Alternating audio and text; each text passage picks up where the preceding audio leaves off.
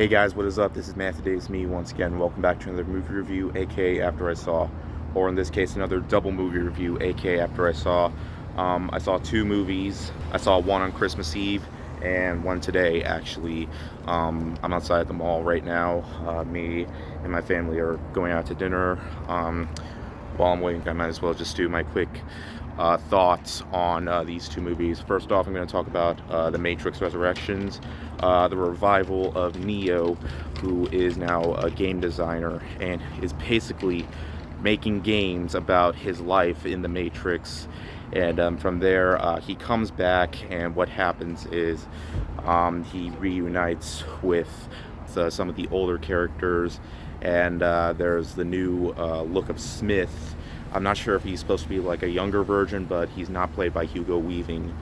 But there's still a lot more to it, so I'm not going to get into full detail, but I can certainly say this.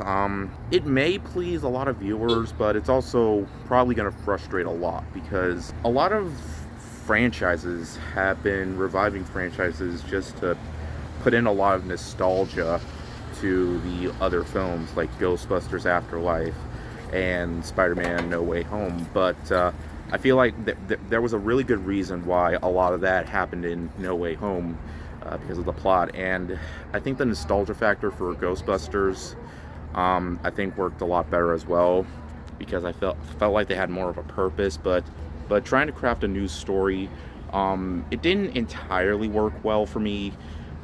It mostly focuses on nostalgia factors, and there are a lot of clips to the other films. I can say I did enjoy it a tad bit more than the last movie, but in terms of storyline, it's definitely not nearly as strong. I mean, everybody's great in the movie. Keanu Reeves, once again, as Neo, is fantastic, and I really like, I mean, some of the nostalgia did get to me a bit, and there is a romance story to this, which I was not expecting. It doesn't focus a whole lot of that. It does focus a lot more on the action and the special effects, which is pretty cool and all, but to me, I feel like this is just, instead of reviving the series, it's just a nostalgic type of film, more like a fan service type of movie, and this is definitely going to please a lot more of the fans than it is going to newcomers. But yeah, but I am a fan of The Matrix, specifically the first one. Reloaded, I thought was okay. Revolutions, I didn't really care for that much, but I could say, in terms of a conclusion, a new conclusion, this is a bit better than that. But I don't know. It doesn't really fully try anything new, but it's just bringing in all the nostalgia and impact that the original film had. It basically feels like it's recreating the first film a little bit. Kind of like with The Force Awakens, kind of reinvented the New Hope a bit.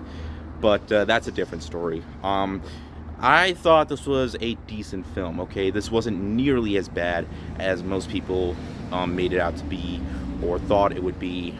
There are a lot of fans out there that are really not loving this movie. They're just trashing on it. I don't think this is a trash movie. It's not trash. It's just an okay film that basically, instead of bringing a lot of new things in, it just brings in more of the nostalgia factor.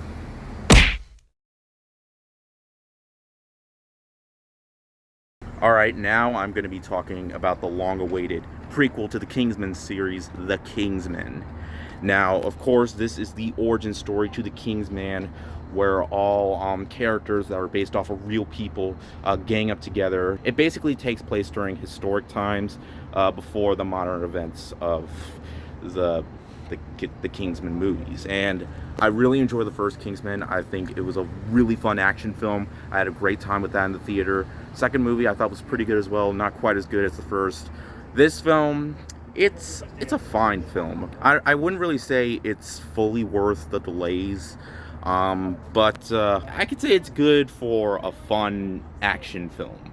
That's the best way I can describe it. It's a violent, crazy action film with tons of, like, I don't know, historian characters, and they were all really good in the movie. I mean, I love their interpretations, especially this one bearded man, and I forgot what his name was, but they're all supposed to be, most of them are supposed to be based off old historian people. And they were all really good, and it was all fun and all, but the story was the biggest problem for me.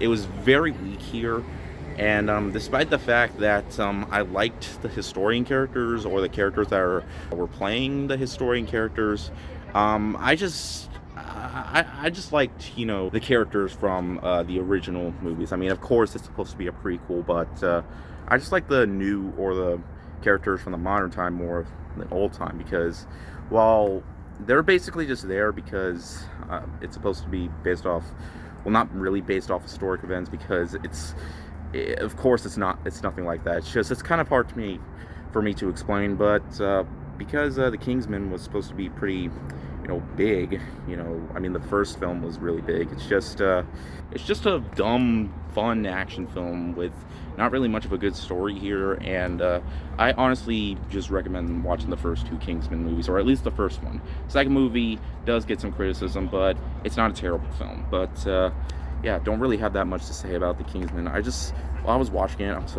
I was enjoying it for the action and not really the story. The acting was good, characters were pretty good enough. I just wish they could have been developed a little bit better, but I don't know, that's just me. In the end, it's fine.